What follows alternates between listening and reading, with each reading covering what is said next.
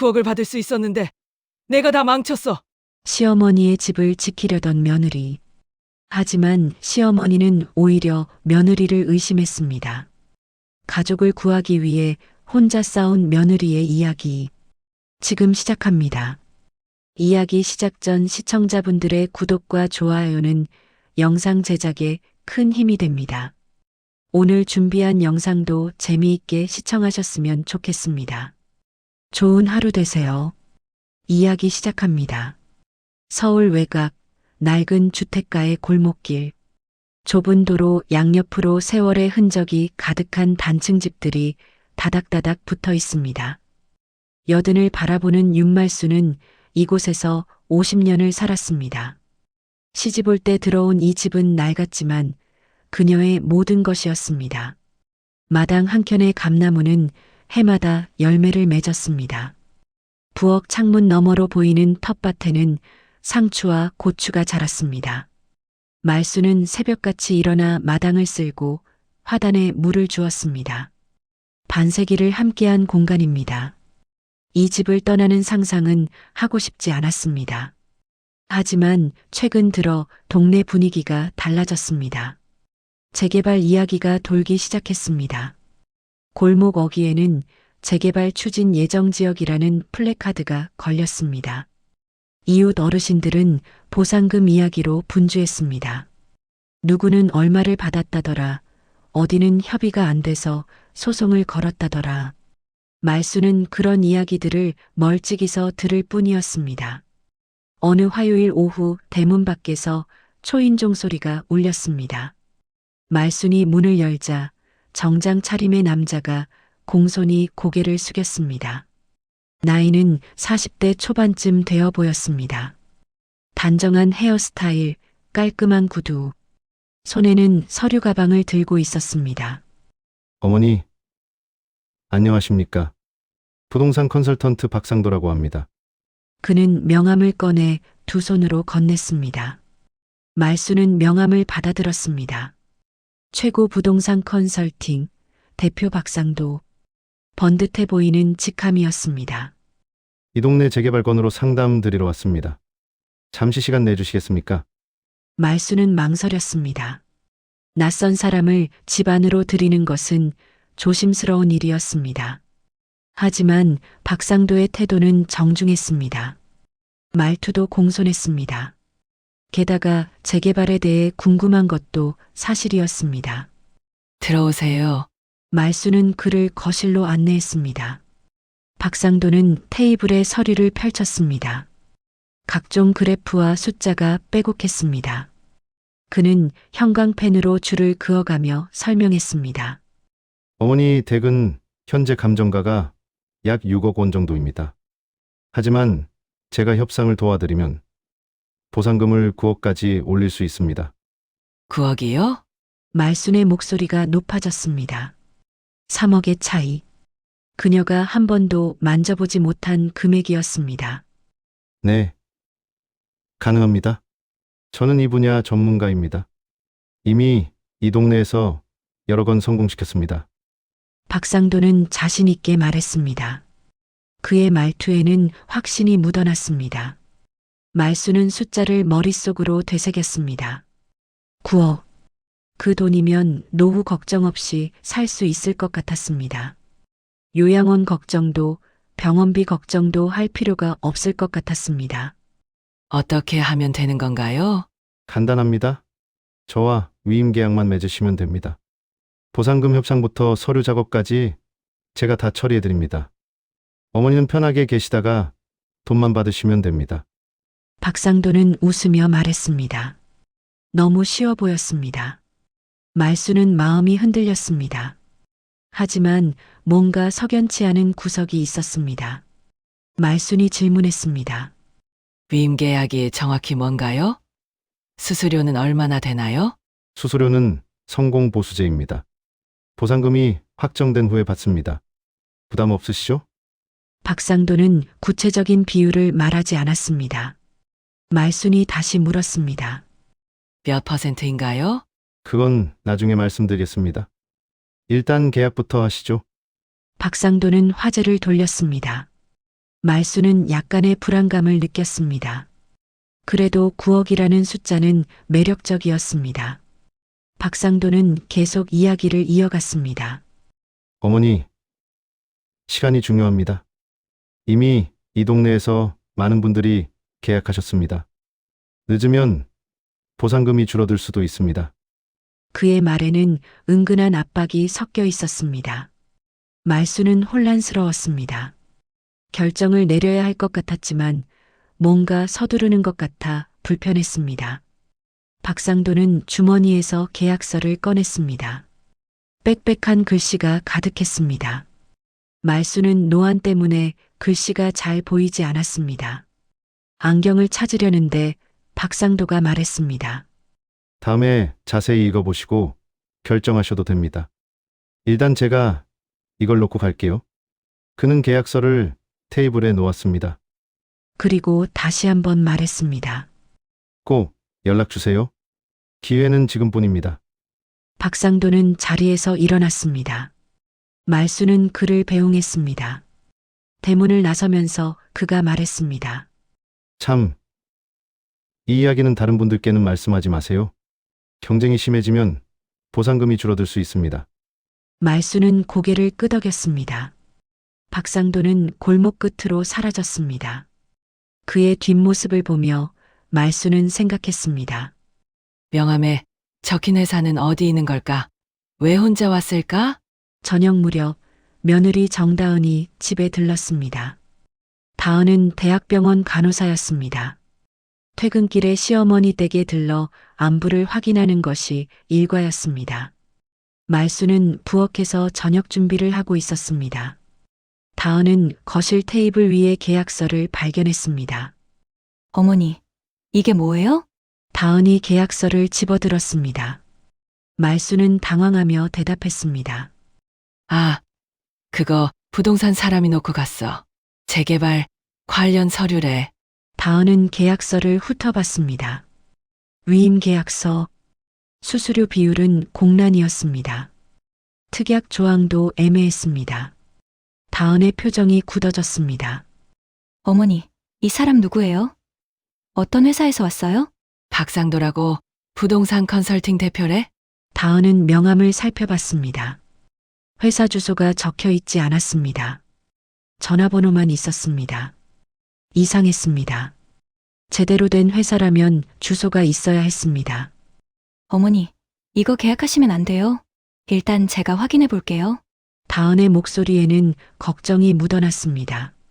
말수는 약간 기분이 상했습니다. 괜찮아. 나도 판단할 수 있어. 아니에요. 어머니? 요즘 이런 사기가 많대요.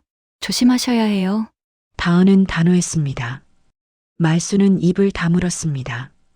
마음 한편에서는 다은의 말이 옳다는 것을 알았습니다. 하지만 다른 한편에서는 9억이라는 숫자가 계속 머릿속을 맴돌았습니다. 밤이 깊었습니다. 말수는 잠이 오지 않았습니다. 천장을 바라보며 생각했습니다. 정말 9억을 받을 수 있을까? 박상도는 믿을 만한 사람일까? 창밖으로 골목 가로등 불빛이 희미하게 들어왔습니다. 말수는 50년 전 이 집에 처음 들어왔던 날을 떠올렸습니다. 24살 초보 새댁이었습니다. 시어머니가 부엌 구조를 알려줬습니다. 마당에서 빨래를 널었습니다. 이 집에서 아이를 낳고 키웠습니다. 남편이 세상을 떠난 후에도 혼자 이 집을 지켰습니다. 이제 떠나야 할 때가 온 것일까요? 말수는 한숨을 쉬었습니다. 결정은 쉽지 않았습니다. 하지만 시간은 흘러가고 있었습니다. 박상도는 다시 연락할 것입니다. 그때 어떤 대답을 해야 할까요? 말수는 눈을 감았습니다. 어둠 속에서 숫자들이 떠올랐습니다. 6억, 9억, 3억. 그리고 박상도의 웃는 얼굴. 며느리 다은의 걱정스러운 표정. 모든 것이 뒤섞여 말순을 혼란스럽게 만들었습니다. 내일은 어떤 일이 벌어질까요? 말순은 알 수 없었습니다. 다만 한 가지는 확실했습니다. 이 선택이 그녀의 인생을 바꿀 것이라는 사실을. 다음 날 아침 정다은은 일찍 시어머니 댁을 찾았습니다. 출근 전 잠깐 들른 것이었습니다. 말수는 마당에서 화분에 물을 주고 있었습니다. 다은이 대문을 열고 들어서자 말수는 고개를 들었습니다. 이렇게 일찍 왜 왔어? 출근 전에 들렀어요. 어머니, 어제 그 서류 말인데요. 다은의 목소리는 조심스러웠습니다. 말순의 표정이 굳어졌습니다. 어젯밤 내내 생각했던 일이었습니다. 며느리가 또 그 이야기를 꺼낼 줄 알았습니다. 그거 왜? 같이 한번 자세히 볼까요? 제가 병원에서 이런 계약서 많이 봐서요. 다은은 최대한 부드럽게 말했습니다. 하지만 말수는 마음이 불편했습니다. 자신의 일에 며느리가 간섭하는 것 같았습니다. 게다가 어젯밤 9억이라는 숫자를 생각하며 거의 결심한 상태였습니다. 괜찮아. 내가 알아서 할게. 말수는 짧게 대답했습니다. 다은은 물러서지 않았습니다. 어머니, 그래도 같이 보면 좋잖아요. 혹시라도 이상한 내용이 있으면 내 집 문제야. 말순의 목소리가 단호해졌습니다. 다은은 잠시 말을 멈췄습니다. 시어머니의 표정을 살폈습니다. 완고한 기색이 역력했습니다. 다은은 다시 시도했습니다. 어머니, 저도 어머니 생각해서 하는 말이에요. 요즘 재개발 사기가 정말 많대요. 사기? 그 사람이 사기꾼이라는 증거라도 있어? 말순의 목소리에 날이 섰습니다. 다은은 당황했습니다. 증거는 아니지만 계약서 내용이 이상해요. 수수료도 안 적혀 있고 나중에 정하기로 했어. 성공 보수제래. 그게 더 위험해요. 나중에 얼마를 떼어갈지 모르잖아요. 다은의 목소리가 조금 높아졌습니다.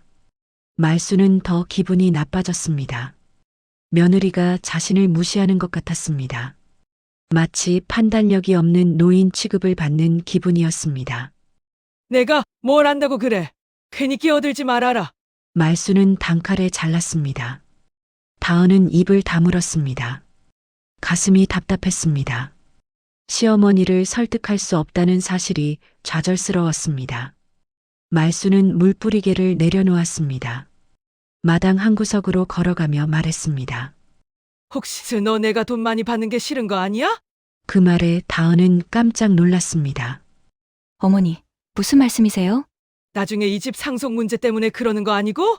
말순의 목소리는 조용했지만 날카로웠습니다. 다은은 할 말을 잃었습니다. 시어머니가 자신을 이렇게 생각하고 있었다는 사실이 충격이었습니다. 어머니, 저는 그런 생각 전혀 없어요. 정말로 어머니 걱정돼서. 걱정은 됐어. 출근 늦겠다. 가봐. 말수는 등을 돌렸습니다. 다은은 더 이상 할 말이 없었습니다. 가슴이 먹먹했습니다. 눈시울이 뜨거워졌습니다. 하지만 울 수는 없었습니다. 다은은 조용히 현관문을 나섰습니다. 병원 응급실은 바빴습니다. 다은은 환자들을 돌보며 하루를 보냈습니다. 하지만 머릿속에서는 시어머니 생각이 떠나지 않았습니다. 점심시간 휴게실에서 선배 간호사에게 털어놓았습니다. 언니, 우리 시어머니가 재개발 관련 계약하시려는데 좀 이상해요. 선배는 커피를 마시며 물었습니다. 뭐가 이상한데? 계약서 내용도 애매하고 그 브로커도 수상해요. 근데 시어머니는 제 말을 안 들으세요. 그래? 그럼 너 혼자라도 알아봐야지. 요즘 그런 사기 진짜 많잖아. 선배의 말에 다은은 고개를 끄덕였습니다. 맞는 말이었습니다. 시어머니가 막는다고 해서 포기할 수는 없었습니다. 저녁 집으로 돌아온 다은은 노트북을 켰습니다. 남편은 야근이었습니다. 혼자 있는 시간이 생겼습니다. 다은은 검색창에 재개발 사기를 입력했습니다. 수많은 기사와 블로그 글이 나왔습니다. 첫 번째 기사를 클릭했습니다. 재개발 브로커 사기주의보 수억 원 날린 노인들. 기사를 읽어 내려갔습니다. 사례가 구체적이었습니다. 박상도와 비슷한 수법이었습니다. 정장 차림으로 찾아와 보상금을 올려주겠다고 제안합니다. 위임 계약을 맺게 합니다. 수수료는 나중에 정한다고 애매하게 넘어갑니다. 계약 후 연락이 두절되거나 보상금을 중간에서 가로챕니다. 다은은 계속 읽었습니다. 두 번째 기사. 70대 할머니 재개발 브로커에게 5억 날려 자살 시도. 가슴이 철렁했습니다. 세 번째 블로그 글. 우리 어머니도 당했습니다. 조심하세요. 패턴이 똑같았습니다. 혼자 찾아옵니다. 다른 사람에게 알리지 말라고 합니다. 급하게 결정하라고 압박합니다. 계약서 내용은 애매합니다. 회사 주소는 없거나 가짜입니다. 다은은 더 깊이 조사했습니다. 부동산 사기 피해자 카페에 들어갔습니다. 게시글이 수백 개였습니다. 피해 사례를 하나하나 읽었습니다. 시간이 흘렀습니다. 자정이 넘었습니다. 한 게시글이 눈에 띄었습니다. 박상도라는 브로커 조심하세요. 다은은 화면을 멈췄습니다. 손이 떨렸습니다. 게시글을 클릭했습니다. 저희 어머니도 박상도라는 사람에게 당했습니다. 서울 외곽 재개발 지역에서 활동하는 것 같습니다. 보상금을 올려주겠다고 접근해서 위임 계약을 맺었습니다. 계약 후 수수료 명목으로 2억을 가져갔습니다. 현재 연락 두절입니다. 다은은 숨이 멎는 것 같았습니다. 같은 사람이었습니다. 같은 수법이었습니다. 댓글을 읽었습니다. 비슷한 피해 사례가 줄줄이 달려 있었습니다. 이 사람 맞아요. 저희도 당했습니다. 경찰 신고했지만 소용없었어요. 증거가 부족하대요. 제발 주변 분들 조심시키세요. 다은은 노트북 화면을 응시했습니다. 확신이 들었습니다. 박상도는 사기꾼이었습니다. 시어머니는 위험에 빠져 있었습니다. 다은은 생각했습니다. 시어머니에게 이 사실을 알려야 할까요? 하지만 오늘 아침 대화가 떠올랐습니다. 시어머니는 자신의 말을 믿지 않았습니다. 오히려 의심했습니다. 상속 때문에 그런다고 오해했습니다. 말해봤자 소용없을 것 같았습니다. 시어머니는 더 고집을 부릴 것입니다. 그렇다면 다른 방법을 찾아야 했습니다. 다은은 결심했습니다. 혼자 움직이기로. 먼저 증거를 더 모아야 했습니다. 박상도의 신상 정보를 알아내야 했습니다. 피해자들과 연락해야 했습니다. 경찰에 신고하는 방법도 알아봐야 했습니다. 다은은 피해자 카페에 가입 신청을 했습니다. 게시글을 작성했습니다. 저희 시어머니도 박상도에게 접근당했습니다. 아직 계약 전입니다. 도움이 필요합니다. 게시 버튼을 눌렀습니다. 곧 답글이 달릴 것입니다. 피해자들이 정보를 나눠줄 것입니다. 함께 대응할 방법을 찾을 수 있을 것입니다. 시계를 보니 새벽 1시였습니다. 다은은 노트북을 끄고 침대에 누웠습니다. 잠이 오지 않았습니다. 머릿속이 복잡했습니다. 시어머니와의 관계가 걱정이었습니다. 오늘 아침 대화 이후 연락이 없었습니다. 서먹해진 것 같았습니다. 다은은 시어머니를 사랑했습니다. 결혼 후 10년 동안 큰 갈등 없이 지냈습니다. 시어머니는 까다롭지 않았습니다. 며느리를 존중해줬습니다. 그런데 이번 일로 금이 간 것 같았습니다. 다은은 슬펐습니다. 하지만 포기할 수 없었습니다. 시어머니를 지켜야 했습니다. 사기를 막아야 했습니다. 창밖은 고요했습니다. 거리의 가로등이 희미하게 빛났습니다. 다은은 눈을 감았습니다.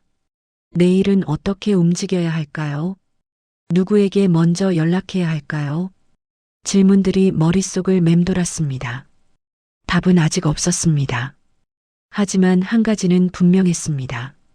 다은은 혼자서라도 끝까지 해낼 것입니다. 시어머니를 구할 것입니다. 박상도를 막을 것입니다. 어둠 속에서 다은은 다짐했습니다. 내일부터 본격적으로 움직이겠다고. 시간이 없었습니다. 시어머니는 이미 마음을 정한 것 같았습니다. 박상도에게 다시 연락할지도 모릅니다. 다은은 긴 한숨을 내쉬었습니다. 앞으로 어떤 일이 벌어질지 알 수 없었습니다. 하지만 피할 수는 없었습니다. 가족을 지키는 것, 그것이 다은이 해야 할 일이었습니다. 다음 날 오후 다은은 병원 근처 법률상담소를 찾았습니다. 점심시간을 이용한 것이었습니다. 좁은 사무실에는 책장이 빼곡했습니다. 40대 초반으로 보이는 여성 변호사가 다은을 맞았습니다. 무슨 일로 오셨어요? 다은은 가방에서 사진을 꺼냈습니다. 어제 몰래 찍어둔 계약서와 명함 사진이었습니다. 시어머니가 이 계약하시려는데 사기 같아서요. 변호사는 사진을 확대해서 봤습니다. 표정이 굳어졌습니다. 이거 전형적인 수법이네요. 정말 사기예요? 위임 계약서 자체는 불법이 아닙니다. 하지만 내용이 문제예요. 보세요. 여기 변호사는 화면을 가리켰습니다. 수수료 비율이 없죠. 이렇게 해놓고 나중에 보상금의 3040%를 요구합니다. 거부하면 이미 위임받은 권한으로 소유권 이전을 막습니다. 다은의 얼굴이 창백해졌습니다. 그럼 어떻게 되는 건가요? 최악의 경우 보상금을 한 푼도 못 받고 집만 잃을 수도 있어요. 변호사는 서랍에서 파일을 꺼냈습니다. 두툼한 서류 묶음이었습니다. 박상도. 이 사람 최근 6개월 동안 피해자가 6명입니다. 모두 60대 이상 어르신들이고요. 6명이나요? 네. 이 동네만 그렇고 다른 지역까지 합치면 더 많을 겁니다. 변호사는 피해 사례를 설명했습니다. 한 할머니는 보상금 8억 중 3억을 떼었습니다. 한 할아버지는 소유권 분쟁에 휘말려 소송 중이었습니다. 또 다른 어르신은 재개발이 취소되는 바람에 계약금만 날렸습니다. 다은은 듣는 내내 가슴이 답답했습니다. 손이 떨렸습니다. 신고는 안 하셨어요? 했죠. 근데 증거가 부족합니다. 계약서가 형식상 합법이거든요. 사기죄 입증이 어려워요. 그런 방법이 없나요? 변호사는 잠시 생각했습니다.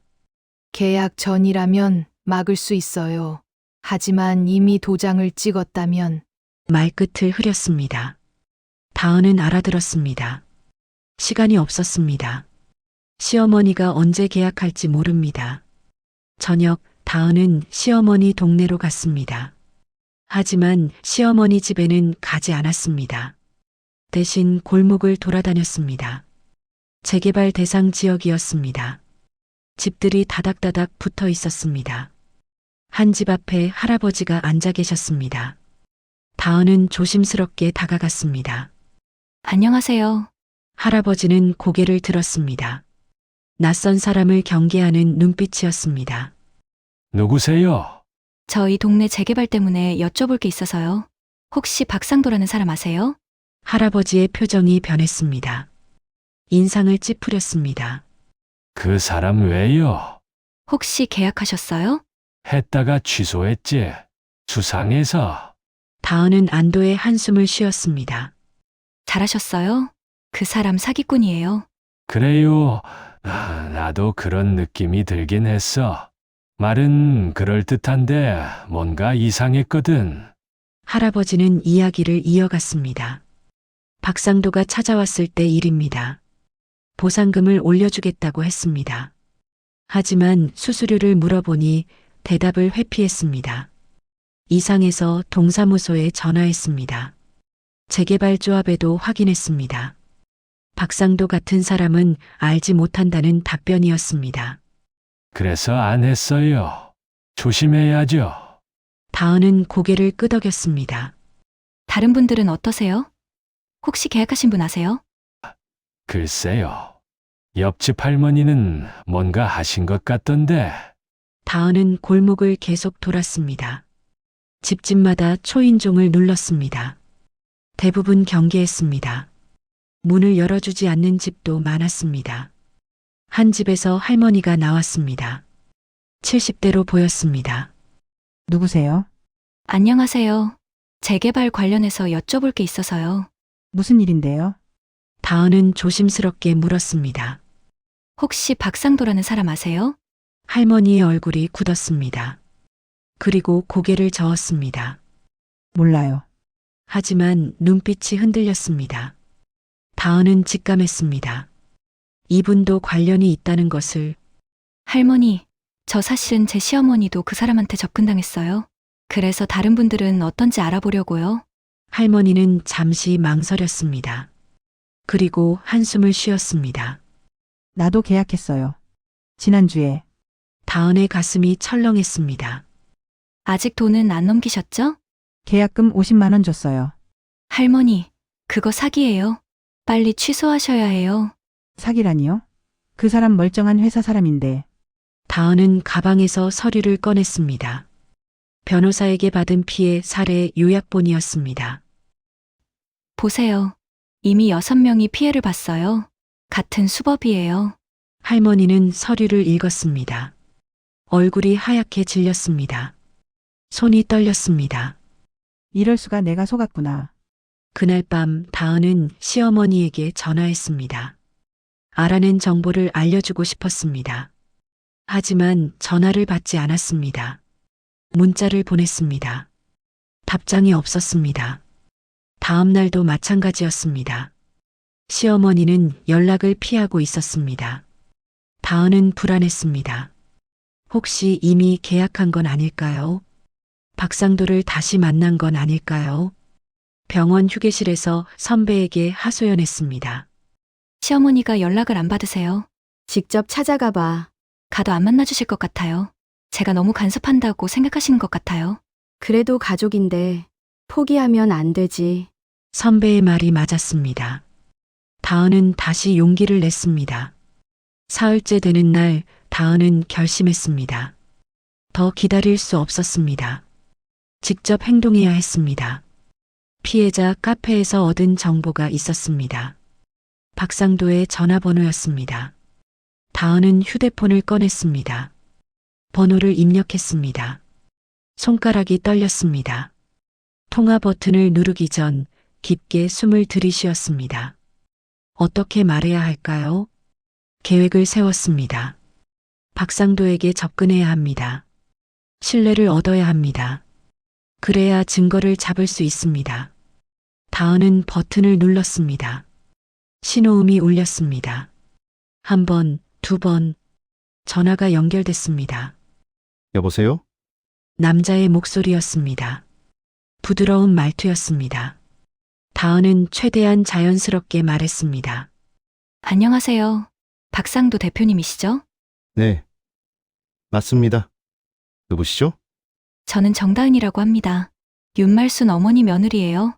잠깐의 침묵이 흘렀습니다. 박상도가 대답했습니다. 아, 네. 무슨 일이시죠? 제 친구도 이 동네에 집이 있거든요. 같이 상담받고 싶어서요. 다은의 목소리는 떨리지 않았습니다. 침착했습니다. 연기였습니다. 아, 그러세요. 좋습니다. 언제 뵐까요? 이번 주말 괜찮으세요? 토요일 오후 어떠세요? 좋아요. 그럼 제가 연락드릴게요. 네, 기다리겠습니다. 전화가 끊어졌습니다. 다은은 휴대폰을 내려놓았습니다. 심장이 빠르게 뛰었습니다. 손이 차가웠습니다. 다은은 알고 있었습니다. 이 계획이 위험하다는 것을. 박상도를 직접 만나는 것입니다. 녹음기를 준비해야 합니다. 증거를 확보해야 합니다. 경찰에 신고할 자료가 필요합니다. 하지만 실수하면 어떻게 될까요? 박상도가 눈치챌 수도 있습니다. 오히려 상황이 악화될 수도 있습니다. 다은은 두려웠습니다. 그래도 물러설 수 없었습니다. 시어머니를 지켜야 합니다. 다른 피해자들을 막아야 합니다. 박상도를 잡아야 합니다. 창밖으로 해가 지고 있었습니다. 붉은 노을이 하늘을 물들였습니다. 다은은 노을을 바라봤습니다. 마음을 다잡았습니다. 토요일까지 사흘이 남았습니다. 준비할 시간이 있습니다. 변호사와 다시 상담해야 합니다. 녹음 방법을 알아봐야 합니다. 친구 역할을 할 사람도 구해야 합니다. 다은은 다시 피해자 카페에 접속했습니다. 새 글을 올렸습니다. 박상도 직접 만나기로 했습니다. 증거 확보 시도합니다. 조언 부탁드립니다. 곧 댓글이 달렸습니다. 조심하세요. 그 사람 교묘해요. 녹음 꼭 하세요. 구체적인 수법을 말하게 유도하세요. 저도 같이 가면 안 될까요? 힘이 되고 싶어요. 다은은 댓글을 읽으며 눈물이 핑 돌았습니다. 혼자가 아니었습니다. 함께 싸우는 사람들이 있었습니다. 다은은 답글을 달았습니다. 감사합니다. 꼭 성공하겠습니다. 키보드를 치는 손가락에 힘이 들어갔습니다. 결심이 단단해졌습니다. 두려움은 여전했습니다. 하지만 희망도 있었습니다. 토요일 박상도와의 만남. 그날이 모든 것을 결정할 것입니다. 다은은 준비하기 시작했습니다. 시간과의 싸움이었습니다. 토요일 오후 2시, 다은은 동네 카페에 도착했습니다. 평범한 주택가의 작은 카페였습니다. 창가 자리에 몇 명이 앉아 있었습니다. 커피를 마시며 책을 읽거나 노트북을 보고 있었습니다. 평범한 손님들처럼 보였습니다. 하지만 다은은 알고 있었습니다. 저들이 누구인지. 창가의 중년 남자는 형사였습니다. 구석 자리의 여성은 변호사였습니다. 카운터 근처의 할아버지는 피해자였습니다. 모두가 준비된 사람들이었습니다. 다은은 가운데 테이블에 앉았습니다. 가방 안에 녹음기가 있었습니다. 주머니에는 휴대폰이 있었습니다. 녹음 앱을 켜두었습니다. 손이 떨렸습니다. 심장이 빠르게 뛰었습니다. 옆자리에는 친구 수진이 앉았습니다. 수진은 간호사 동료였습니다. 다은의 부탁을 흔쾌히 들어줬습니다. 오늘은 재개발 지역에 집이 있는 사람 역할이었습니다. 긴장되지? 수진이 속삭였습니다. 다은은 고개를 끄덕였습니다. 많이 실수하면 어쩌지? 괜찮아. 우리가 다 있잖아. 수진이 손을 잡아줬습니다. 따뜻한 온기가 전해졌습니다. 다은은 숨을 깊게 들이마셨습니다. 2시 10분, 카페 문이 열렸습니다. 정장 차림의 남자가 들어왔습니다. 박상도였습니다. 그는 주위를 둘러봤습니다. 다은을 발견하고 미소 지었습니다. 정다은 씨? 네. 안녕하세요. 다은은 일어나 인사했습니다. 박상도는 테이블에 앉았습니다. 서류 가방을 내려놓았습니다. 어머님은 안 오셨네요? 네. 어머니는 못 오신대요. 대신 제 친구가 상담받고 싶어 해서요. 다은은 수진을 가리켰습니다. 수진이 고개를 숙였습니다. 안녕하세요. 김수진이라고 합니다. 반갑습니다. 박상도입니다. 박상도는 명함을 건넸습니다. 수진은 받아들었습니다. 박상도는 웨이터에게 아메리카노를 주문했습니다. 커피가 나왔습니다. 박상도는 한 모금 마셨습니다. 그리고 가방을 열었습니다. 서류를 꺼냈습니다. 지난번 윤말순에게 보여준 것과 같은 자료였습니다. 김수진 씨, 댁은 어디에 있으세요? 소망동 123번지요. 수진이 준비된 대답을 했습니다. 박상도는 고개를 끄덕였습니다. 그 지역도 재개발 예정이죠? 좋은 위치입니다. 보상금이 많이 나올 겁니다. 얼마나 나올까요? 감정가는 5억 정도일 겁니다. 하지만 제가 협상하면 8억까지 올릴 수 있습니다. 3억의 차이. 박상도는 자신 있게 말했습니다. 수진이 물었습니다. 어떻게 그게 가능한가요? 저는 이 분야 전문가입니다. 조합과 협상 노하우가 있습니다. 또 법률적 허점도 잘 알고 있습니다. 박상도는 서류를 펼쳤습니다. 그래프와 표가 나왔습니다. 과거 성공 사례라고 했습니다. 하지만 출처가 불분명했습니다. 수수료는 어떻게 되나요? 수진의 질문에 박상도는 잠시 멈췄습니다. 그리고 대답했습니다. 성공 보수제입니다. 보상금의 20%입니다. 20%요? 그럼 8억 중 1억 6천은 대표님이 가져가시는 거네요? 박상도는 웃었습니다. 많다고 생각하실 수도 있죠. 하지만 제가 없으면 5억밖에 못 받습니다. 3억을 더 받는데 1억 6천 쓰는 거 아깝지 않죠? 논리적으로 들렸습니다. 하지만 함정이 있었습니다. 다은은 알고 있었습니다. 박상도가 8억을 만들어주는 게 아니라는 것을, 원래 받을 돈을 가로채는 것이라는 것을 수진이 계속 질문했습니다. 그럼 계약은 어떻게 하나요? 간단합니다. 위임장에 도장만 찍으시면 됩니다. 박상도는 위임장을 꺼냈습니다.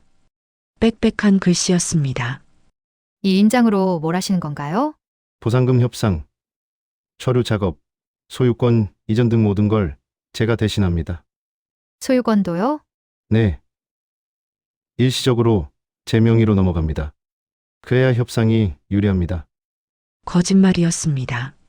소유권을 넘기면 되찾기 어려웠습니다. 박상도는 그걸 이용했습니다. 다은은 녹음기를 확인했습니다. 잘 작동하고 있었습니다. 수진이 다시 물었습니다. 그런데 이미 계약하신 분들은 얼마나 되나요? 이 동네만 10명 정도 됩니다. 다들 만족하시나요? 박상도는 자신 있게 대답했습니다. 물론이죠. 모두 보상금을 많이 받으셨습니다. 그 순간 카페 입구가 열렸습니다. 2명의 남자가 들어왔습니다. 정장 차림이었습니다. 형사들이었습니다. 테이블로 다가왔습니다. 박상도는 눈치채지 못했습니다. 여전히 서류를 설명하고 있었습니다. 자, 여기 도장만 찍으시면 박상도 씨, 형사가 말했습니다. 박상도는 고개를 들었습니다.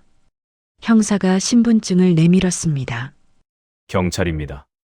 사기 혐의로 체포합니다. 박상도의 얼굴이 하얗게 질렸습니다. 서류를 떨어뜨렸습니다. 일어서려 했습니다. 하지만 형사가 손을 잡았습니다. 같이 가시죠. 무슨 소리입니까? 저는 정당한 일을 진술은 경찰서에서 하십시오. 다른 형사가 수갑을 꺼냈습니다. 카페 안이 조용해졌습니다. 손님들이 지켜봤습니다. 아니, 손님이 아니라 증인들이었습니다. 창가에 남자가 일어났습니다. 피해자였습니다. 저 사람 때문에 3억 날렸습니다. 잘 잡으셨습니다. 구석 자리에 여자도 일어났습니다. 변호사였습니다. 피해자 진술서와 증거 자료 여기 있습니다. 박상도는 주위를 둘러봤습니다. 모든 게 계획된 것임을 깨달았습니다. 그의 얼굴이 일그러졌습니다. 이게 함정이었어? 형사는 대답하지 않았습니다. 박상도를 데리고 나갔습니다. 카페 문이 닫혔습니다. 다은은 그 자리에 앉아 있었습니다. 손이 떨렸습니다. 끝났습니다. 박상도를 잡았습니다. 그날 저녁 윤말수는 뉴스를 보고 있었습니다. 지역 뉴스였습니다. 앵커의 목소리가 들렸습니다. 재개발 지역을 대상으로 한 브로커 사기 사건. 오늘 경찰이 주범을 검거했습니다. 화면에 박상도의 얼굴이 나왔습니다. 모자이크 처리됐지만 알아볼 수 있었습니다. 말수는 리모컨을 떨어뜨렸습니다. 박상도 씨는 재개발 브로커로 행세하며 노인들을 상대로 사기를 쳐왔습니다. 피해 금액은 20억 원 이상으로 추정됩니다. 말수는 숨이 막히는 것 같았습니다. 박상도가 사기꾼이었습니다. 며느리 말이 맞았습니다. 그런데 어떻게 잡혔을까요? 휴대폰이 울렸습니다. 동네 이웃이었습니다. 말순 씨 뉴스 봤어요? 그 박상도 잡혔대요. 어떻게 잡혔대요? 동네 며느리들이 힘을 합쳤대요. 경찰에 신고하고 함정 수사했대요. 말순의 가슴이 철렁했습니다. 며느리들, 혹시 다은도? 말순은 전화를 끊었습니다. 다은에게 전화했습니다. 여러 번 울렸습니다. 받지 않았습니다. 다시 걸었습니다. 이번에는 받았습니다. 어머니, 내가 이런 짓을 꾸몄어? 말순의 목소리는 떨렸습니다. 분노와 배신감이 섞여 있었습니다. 어머니, 설명할게요. 설명은 무슨? 내가 우리 집을 망치려고 한 거지? 아니에요. 어머니를 지키려고. 지키긴 뭘 지켜? 9억을 받을 수 있었는데. 다은은 말문이 막혔습니다. 시어머니는 여전히 몰랐습니다. 9억이 거짓이었다는 것을, 박상도가 사기꾼이었다는 것을. 어머니, 박상도는 사기꾼이에요. 뉴스 보셨잖아요. 내가 꾸며낸 거겠지. 내가 경찰이랑 짜고.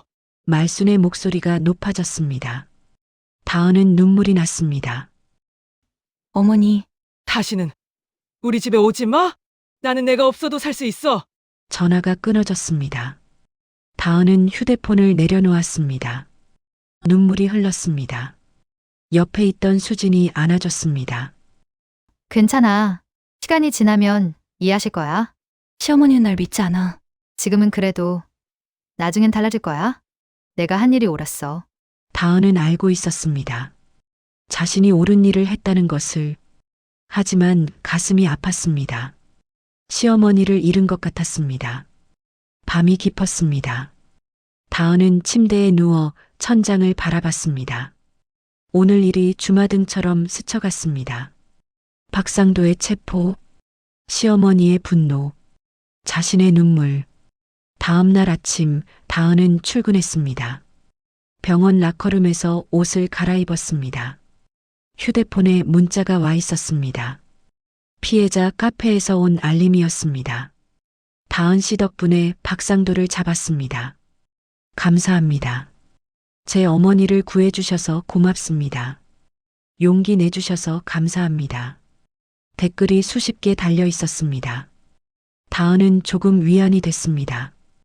혼자가 아니었습니다. 많은 사람을 도왔습니다. 그리고 마지막 문자가 있었습니다. 모르는 번호였습니다. 말순 씨 이웃입니다. 오늘 말순 씨가 동사무소에 가셨어요. 재개발 담당자한테 진짜 보상금이 얼마인지 물어보더라고요. 조금씩 진실을 알아가시는 것 같아요.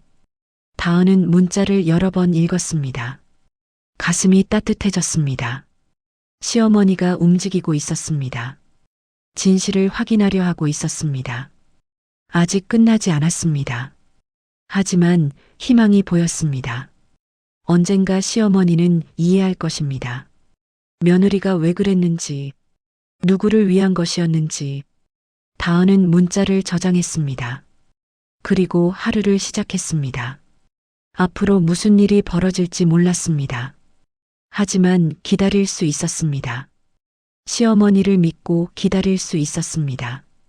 며칠이 지났습니다. 윤말수는 집 안에만 있었습니다. 텔레비전도 켜지 않았습니다. 마당의 화분에 물도 주지 않았습니다. 밥도 제대로 먹지 않았습니다. 박상도 사건은 뉴스에 계속 나왔습니다. 피해자들의 인터뷰가 방송됐습니다. 20억 원 이상의 피해, 15명의 피해자, 대부분 노인들이었습니다. 말수는 뉴스를 보며 생각했습니다. 나도 저렇게 될 뻔했구나. 하지만 인정하기 싫었습니다. 며느리가 옳았다는 것을, 자신이 틀렸다는 것을, 며느리에게 했던 말이 떠올랐습니다. 내가 우리 집을 망치려고 한 거지? 얼마나 상처를 줬을까요? 말수는 가슴이 아팠습니다. 화요일 아침 말수는 집을 나섰습니다. 동사무소로 갔습니다. 재개발 담당 창구를 찾았습니다. 젊은 공무원이 말순을 맞았습니다. 어르신, 무슨 일로 오셨어요? 재개발 보상금 얼마나 나오는지 알고 싶어서요. 공무원은 컴퓨터를 확인했습니다. 주소를 입력했습니다. 동 87번지 맞으시죠? 네, 감정가는 6억 3천만 원입니다. 재개발 완료 후 보상금은 이 금액 기준으로 책정됩니다. 9억은 안 되나요? 공무원은 고개를 저었습니다. 그 정도는 어렵습니다. 이 지역 평균이 6억 전후입니다. 말수는 입술을 깨물었습니다. 9억은 거짓이었습니다. 박상도가 만들어낸 숫자였습니다. 며느리 말이 맞았습니다. 혹시 브로커를 통하면 올릴 수 있나요? 공무원은 단호하게 말했습니다. 절대 안 됩니다. 오히려 브로커를 통하면 중간에서 수수료를 떼어가고 소유권 분쟁까지 생깁니다. 직접 하시는 게 제일 안전합니다. 말수는 고개를 끄덕였습니다. 동사무소를 나왔습니다. 걸으며 생각했습니다. 다은이가 날 구했구나. 그날 오후 집에 누군가 찾아왔습니다. 여성 변호사였습니다. 박상도 사건을 담당한 사람이었습니다. 윤말순 어르신이시죠? 네. 그런데요? 박상도 사건 관련해서 설명드릴 게 있어서요. 잠깐 시간 내주시겠어요? 말수는 변호사를 집 안으로 들였습니다. 거실에 앉았습니다. 변호사는 서류를 꺼냈습니다. 어르신, 박상도와 계약하실 뻔하셨죠? 네. 그랬어요. 다행히 계약 전에 잡혔습니다. 며느님 덕분입니다. 변호사는 설명을 이어갔습니다. 다은이 어떻게 움직였는지, 피해자들을 만났는지, 경찰과 협력했는지, 함정 수사를 계획했는지, 며느님이 아니었으면 어르신 집은 이미 박상도 명의로 넘어갔을 겁니다. 말수는 숨이 막히는 것 같았습니다. 그럼 집을 잃었을 수도 있다는 거예요? 네. 박상도는 위임장을 이용해 소유권을 자기 명의로 바꿔버립니다. 그러고는 보상금을 혼자 가져갑니다. 피해자들은 집도 잃고 돈도 못 받습니다. 변호사는 피해 사례를 보여줬습니다. 한 할머니는 집을 잃고 거리로 나앉았습니다. 한 할아버지는 충격으로 쓰러졌습니다. 말수는 서류를 보며 눈물이 났습니다. 제 며느리가 그걸 알았던 거군요. 네.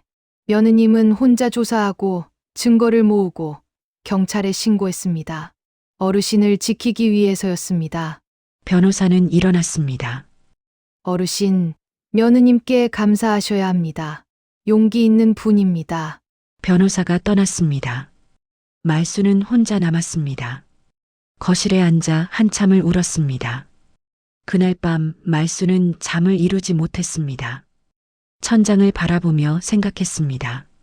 며느리에게 했던 말들이 떠올랐습니다. 내 집 문제야. 괜히 끼어들지 마라. 혹시 너 내가 돈 많이 받는 게 싫은 거 아니야? 내가 우리 집을 망치려고 한 거지? 얼마나 상처를 줬을까요? 며느리는 혼자 싸웠습니다. 경찰과 변호사를 만났습니다. 피해자들을 찾아다녔습니다. 밤늦게까지 자료를 모았습니다. 박상도를 직접 만났습니다. 그 모든 것을 혼자 감당했습니다. 시어머니에게 오해받으면서도 말수는 눈물이 멈추지 않았습니다. 새벽이 밝았습니다. 말수는 일어나 씻었습니다. 옷을 갈아입었습니다. 거울을 봤습니다. 늙은 얼굴이 보였습니다. 주름진 얼굴에 눈물 자국이 남아 있었습니다. 오전 10시 말수는 며느리 집 앞에 섰습니다. 초인종을 누를 용기가 나지 않았습니다. 한참을 망설였습니다. 그때 문이 열렸습니다. 다은이 나왔습니다.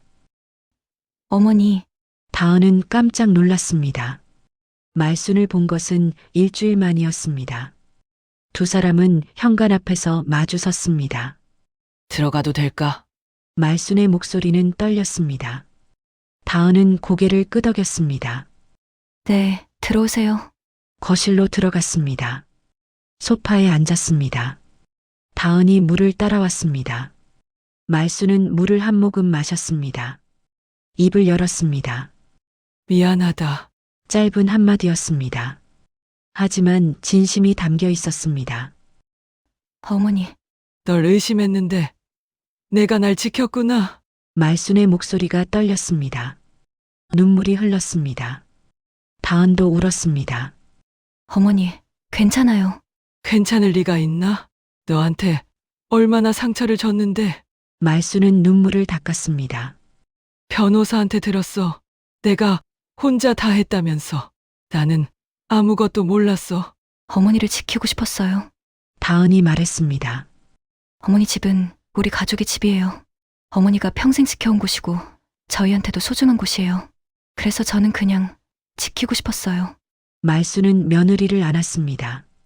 오랫동안 안고 있었습니다. 두 사람은 울었습니다. 오해가 풀렸습니다. 마음이 닿았습니다. 눈물을 닦고 말순이 말했습니다. 점심 먹었니? 아직이요. 그럼 내가 해줄게. 뭐 먹고 싶어? 어머니가 해주시는 거면 다 좋아요. 말수는 부엌으로 갔습니다. 냉장고를 열었습니다. 재료를 꺼냈습니다. 손이 익숙하게 움직였습니다. 칼질을 하고 불을 켰습니다. 다은은 부엌 식탁에 앉아 지켜봤습니다. 시어머니의 뒷모습이었습니다. 든든했습니다. 따뜻했습니다. 다은아, 네. 어머니? 고마워. 정말 고마워. 저야말로 감사해요. 어머니가 이해해 주셔서. 말수는 고개를 저었습니다. 이해는 무슨, 내가 미련했지. 탐욕에 눈이 멀어서. 아니에요. 누구나 그럴 수 있어요.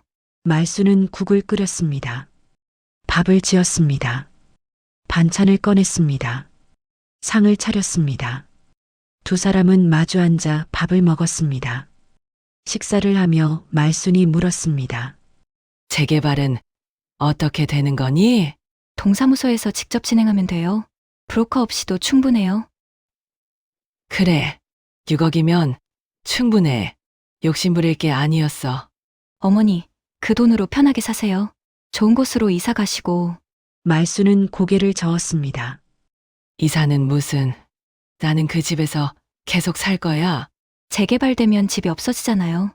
그럼 근처에 작은 집 하나 구하지 뭐. 52년 살던 동네를 어떻게 떠나니? 다은은 웃었습니다. 그럼 저희 집 근처로 오세요. 자주 뵐 수 있게. 그것도 좋겠다. 말순도 웃었습니다. 오랜만에 웃는 얼굴이었습니다. 다은아, 앞으로는 뭐든 같이 의논하자. 나 혼자 결정하지 말고. 네. 어머니?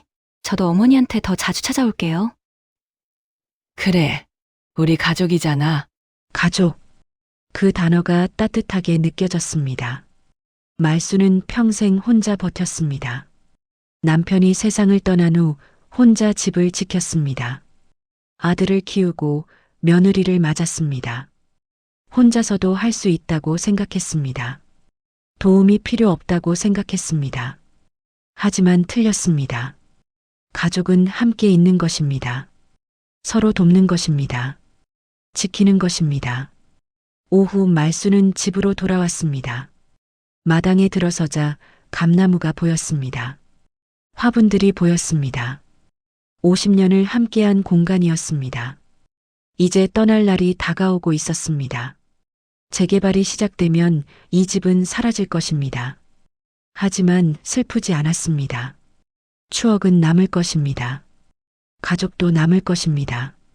말수는 마당에 물을 뿌렸습니다. 화분을 정리했습니다. 한참을 일했습니다.